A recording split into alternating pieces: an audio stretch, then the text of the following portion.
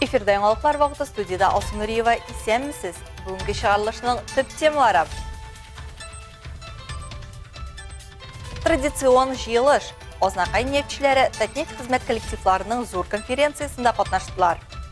Татнефть ярдәме белән башкарылган эшләребез бик күп. Шуңа күрә инде без бик зур рәхмәтле үзебезнең нефтчеләребезгә.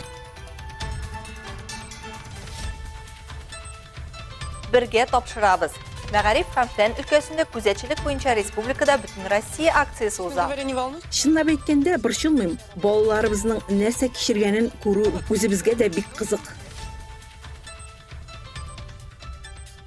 Бары тик эш ит марафоны. Әлмәт балалар йорты балалары өчен остахана оештырдылар. Мне очень нравится, когда приходят нам показывать мастер-классы в детском доме. Это очень интересно, развлекательно.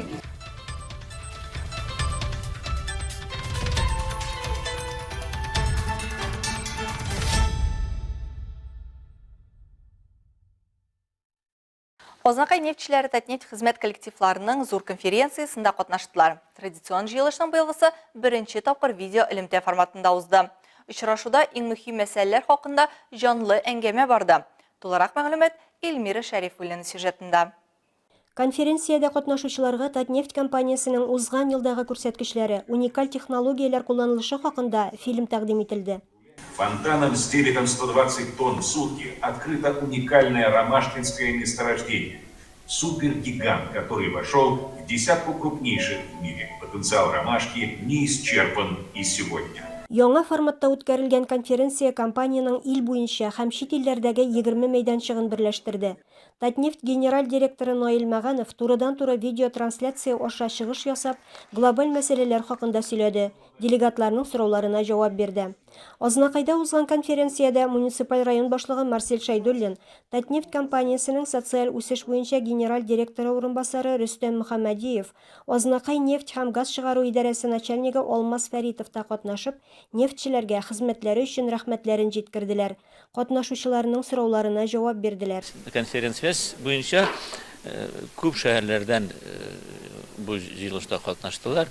Һәм инде минем фикер буенча бик тә әйбәт иттереп генераль директор менә алдагы безнең бурычлар, инде бурычлар турасын барысын да нәрсә кәләшләнгән һәм алдан инде бурычлар икән үзенең сөйләп бирде. Миңа ошады.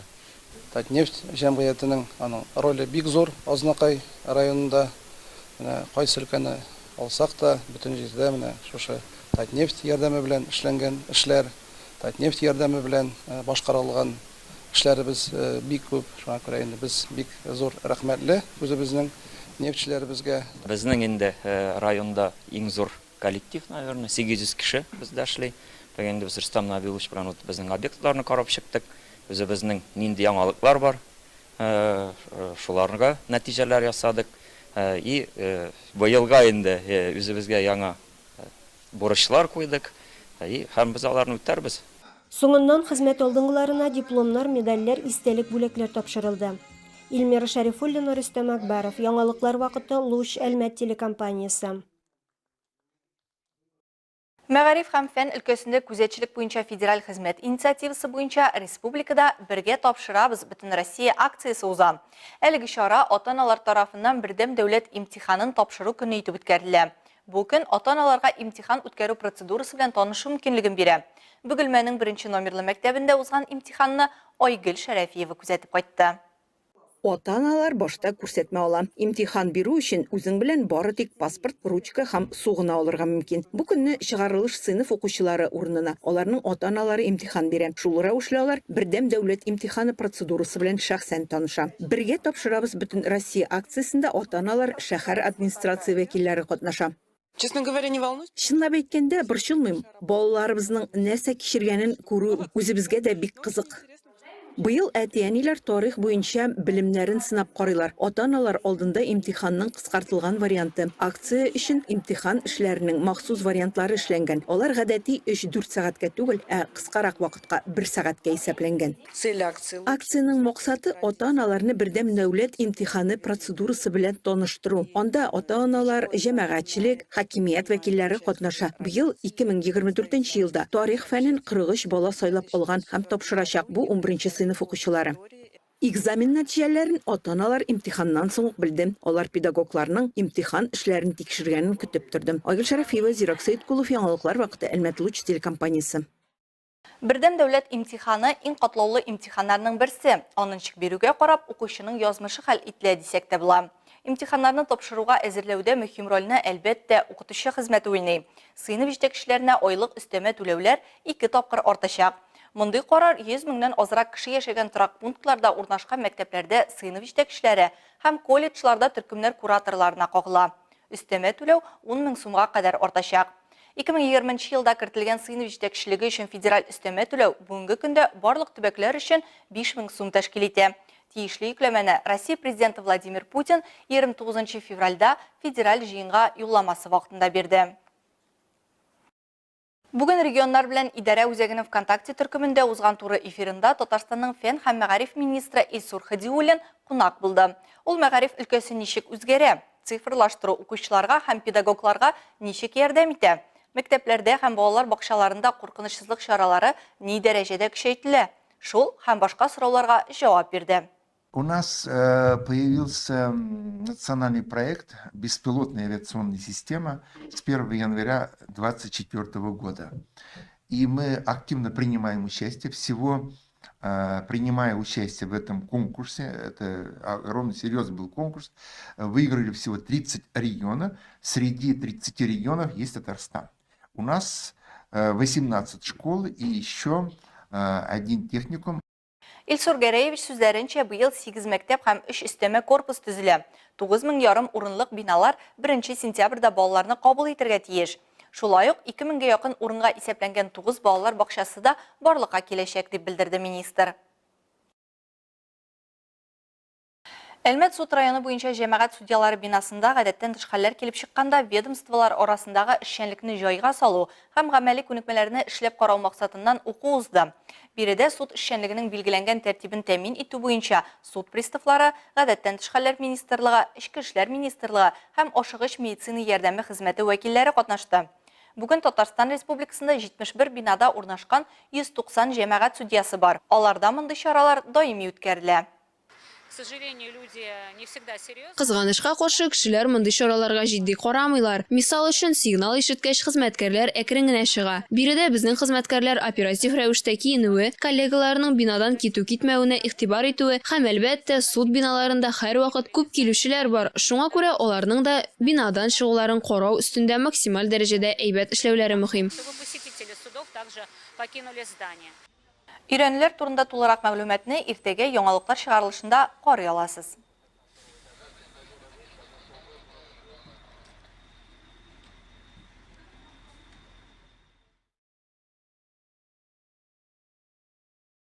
Ятим һәм ата-ана тәрбиясеннән мәхрүм калган балалар өчен иҗади һәм эчтәлекле ял оештыру аларның социаль реабилитациясе өчен мөһим юнәлеш булып тора.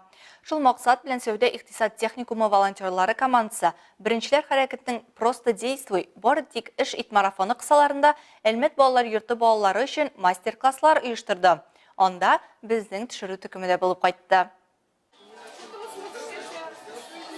Балалар зур кызыксыну белән төрле төстәге җипләрдән һәм агач таяклардан мандаллар ясадылар. Кошлар һәм чәчәкләрнең гипс фигураларын буядылар. Әлеге шөгыльләр логик фикерләү, күзәтүчәнлек, җитезлек, сабырлык үстерә һәм һәр яшьтә дә бик файдалы ди оештыручылар. Бүген балалар йортында 4 яшьтән алып 15 яшькә кадәрге 39 бала тәрбияләнә. Тирә-юньдәгеләрнең кайгыртуын һәм яратуын тою алар өчен аеруча мөһим. Шуңа беренчеләр хәрәкәтенең беренчел бүлеге һәм Әлмәт Сәүдә икътисад техникумының студентлар советы берләшеп, алар өчен бәйрәм ясарга ниятлиләр. Аларның берсе Әлмәт Сәүдә икътисад техникумының беренче курс студенты Тажиева Карина. Ул техникумда логист һөнәренә укый, спорт буенча җитәкче булып тора. Решила вместе со своей командой. Мин үз командам белән балалар йортында шундый чара оештырырга булдым. Якты хисләрне балаларга җиткерәсе һәм үзебездә шуны тоясы килде. И детям тоже такие же эмоции передать. Балалар йорты тәрбиячеләре сүзләренчә, мондый чаралардан соң балаларда һәрвакыт яхшы якка үзгәреш сизелә. Детям очень нравится. Они с большим интересом делают различные поделки. Балаларга бик ошый, бик теләп кул эшләрен эшләделәр. Алар аннары ясалган әйберләрне үз бүлмәләрендә саклыйлар, стеналарга эләләр. Мондый дәресләр балаларга үз-үзләрен аңларга ярдәм итә. Бәлки кайберәүләр киләчәктә иҗат белән шөгыльләнергә теләр. Хотят увлекаться творчеством в будущем. Балалар үзләре дә бәйрәмнең күңелле һәм эмоциональ үтүен билгеләп үтте. На мастер-классах мне нравится то, что мы делаем открытки, поделки, много чего. Мне очень нравится, когда приходят нам показывать мастер-классы в детском доме. Это очень интересно, развлекательно. Миңа балалар йортында мастер-класслар күрсәтүләре бик ошый. Алар һәр вакыт бик кызык үтә. Бүген дә яңа мәгълүмат белдек. Миңа буяу, җипләрдә төрле әйберләр ясау ошады. Біз бик күп рәсем ясадык, күңелле җырлар ишеттек. Очень много рисовали, раскрашивали. Песни очень веселые были. Бәйрәм ахырында оештыручылар флешмоб уздырдылар. Балаларга татлы ризыклар һәм бүләкләр тараттылар. Qozanda 10-нчы мөмкинлекләре шикле хатын-кызлар арасында Татарстан инҗесе 2023 республика бәйгесенә йомгак ясалды.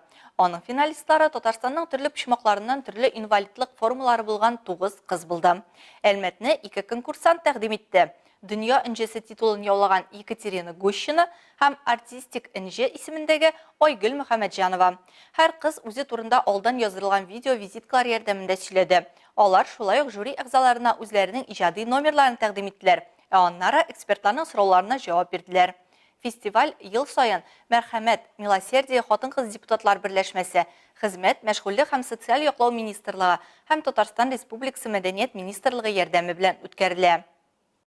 Татарстанда мәдәниятле җыр биюгә талантлы халык яши. Бездә театр сәнгате дә елдан-ел зур үсеш ала. 27 март Халыкара театр көне. Шул уңайдан Азнакай шәһәренең төбәкне өйрәнү музеенда тылсымлы театр дөньясы дип аталган мәдәни чара узды. Сәнгать бәйрәмендә Касым Еникеев исемендәге Азнакай халык театры коллективы, Тылсым балалар халык театрының нәни артистлары, сәнгать сөюче азнакайлылар җыйналды. Сәхнә, театр дөньясын сөючеләр, район һәм шәһәр мәдәният йорты каршында эшләп килүче Тылсым балалар театрын якыннан беләләр. Алар үзләренең осталыклары белән республикада да танылып, күп төрле бәйгеләрдә җиңүләр дә яуладылар. Тылсым театрын үзе дә гомерен мәдәниятка багышлаган Татарстан Республикасының атказанган мәдәният хезмәткәре Зөлхия Миннеханова җитәкли.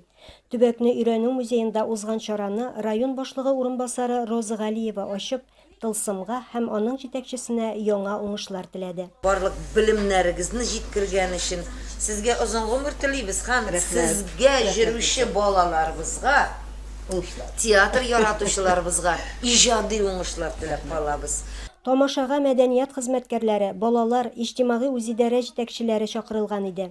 Март айы мәдәният дөньясында вакыйгаларга бай чор. Моны район мәдәният идарәсе җитәкчесе Гөлсинә Хафизова да билгеләп үтте. Театр серләренә, актерлык һөнәренә инде мастер-класслар үтте. Балаларга бик ошады. Шулай театр сәнгатенә инде балаларда мәхәббәт тәрбияләү шулай дәвам итә. Һәм инде талантлы балаларыбыз үсеп тора. Төбәкне өйрәнү музее хезмәткәрләре районның мәдәни тормышына һәрчак игътибарлы һәм ихтирамлы. Моны биредә даими уздырыла торган очрашулардан, күргәзмәләрдән һәм төрле чаралардан да күрергә була. Без мәктәпләрдә яхшы укучылар. Без һәр чараларда башлап йөрүчеләр. Без тылсымлылар. Театр дөньясы үзе бер дөнья. Әлеге тылсымлы дөньяга бер килеп эләксәң, аннан тиз генә чыга алмыйсың. Моны Тылсымның тылсымлы балалары тагын бер кат исбатлады. Илмира Шәрифуллина, Рөстәм Акбаров, Яңалыклар вакыты, Луч Әлмәт телекомпаниясе. Спорт темаларына. Футбол буенча спорт мәктәбенең 2 тәрбияләнүчесе Казанның Сокол клубы белән профессиональ контрактлар имзалаган. Әлмәтлеләр Данила Матвеевнин һәм Даниил Константинов Рубин 2 белән бер рәттән 2нче лигада чыгыш ясаячак. Футбол буенча спорт мәктәбе коллективы үзләрендә беренче адымнар ясаган егетләрнең уңышына ихлас сөенә һәм эшләре дөрес юнәлештә баруына тагын бер кат инана. Новокуйбышевск шәһәрендә 2008-2009 елларда туган кызлар арасында волейбол буенча ачык турнир узды. Анда Казахстан, Новокуйбышевск, Түбән Новгород, Тольятти, Пенза, Курган һәм Әлмәт командалары катнашты. 3 көн дәвамында кызларның 8 командасы каты көрәштә иң яхшыларны билгеләргә омтылды.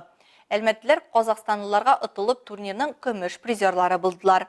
Анна Козлова Әлмәт командасы составында иң яхшы уенчы номинациясын алды. Хөрмәтле тамашачыларыбыз, иртәгә юбилейный спорт сараебызында Нефтяник белән Зауралье хоккей командалары очрашачак.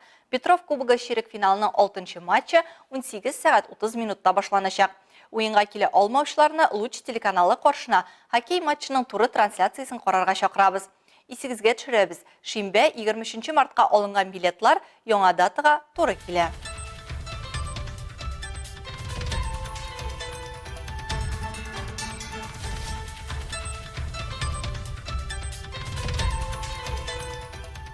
Яңалыклар чыгарылышының туры трансляциясын сіз ВКонтакте социаль шилтәренә кереп, Луч Әлмәт төркемендә сәгать кичке 7-дә карый аласыз.